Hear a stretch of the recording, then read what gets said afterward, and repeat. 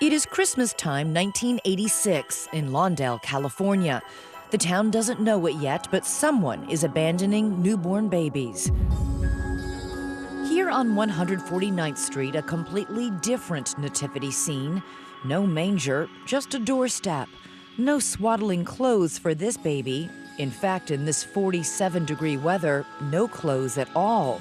Just a brown paper bag. And I brought the dog out.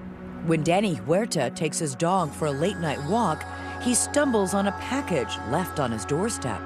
My foot hit something right here, and I reached down, and it was a bag, and I picked it up, and it felt heavy.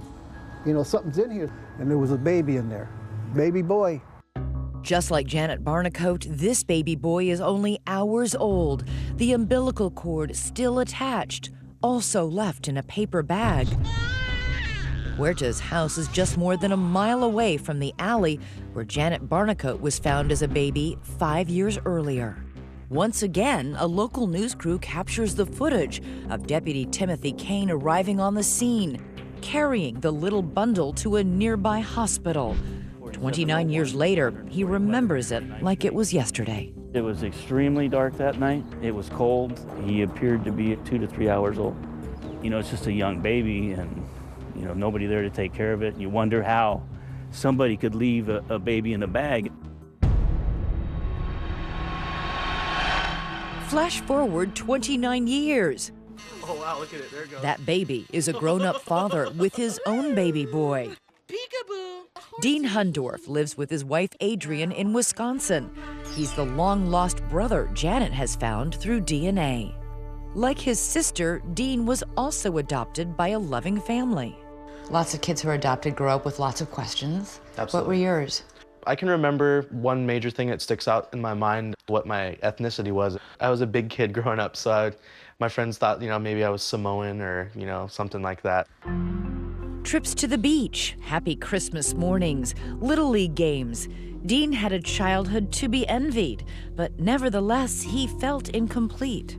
I always was wondering where I came from, who my parents were, and you know, I maybe tried to push it aside just to forget about it, but you know, it was always there. When Janet and Dean begin to compare notes online, they realize not only are they both adoptees, but unbelievably, they discover they were both abandoned by the same mother. I said, yeah, I was abandoned at birth, and I don't have any information about any of my family. And then that's when she said, well, you know, the same thing had happened to her. I imagine she did the same thing I did and was like, whoa, what's going on? A DNA detective for 16 years, genealogist Cece Moore, says the story of Janet and Dean may be a first. At that point, I had never seen it before. It's an extraordinary thing for a mother to abandon one baby, but to abandon two. Yeah, it's hard to imagine what her circumstances must have been.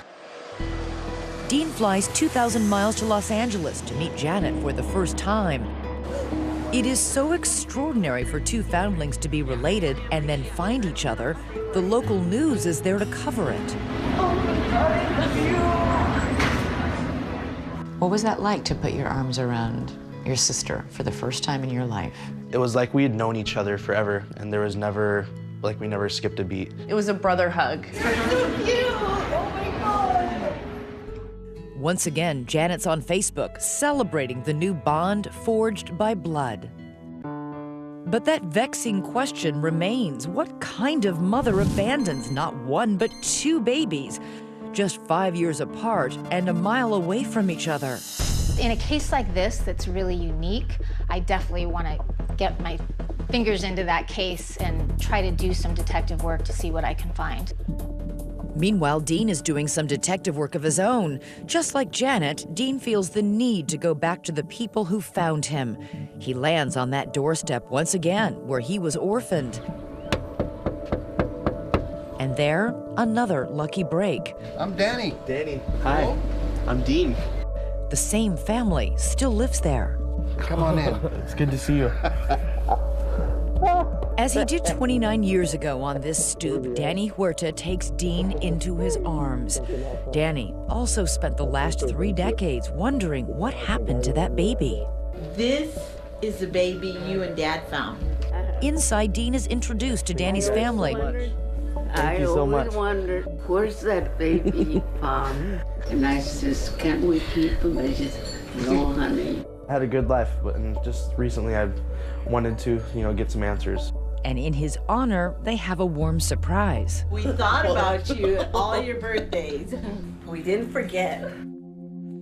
But as meaningful as it is to reconnect with the people from his past, none of them can provide any clues to Dean to how or why or who abandoned him at birth.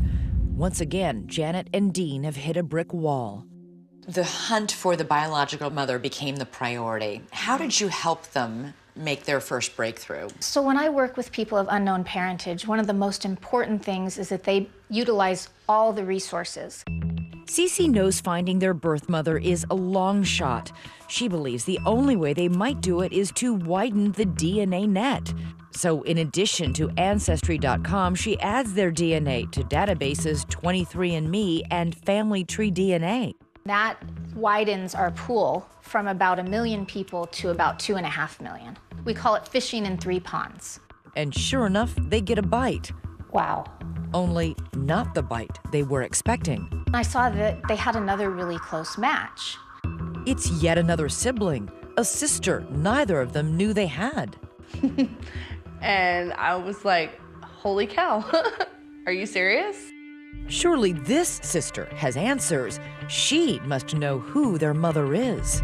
No one abandons 3 babies, or do they?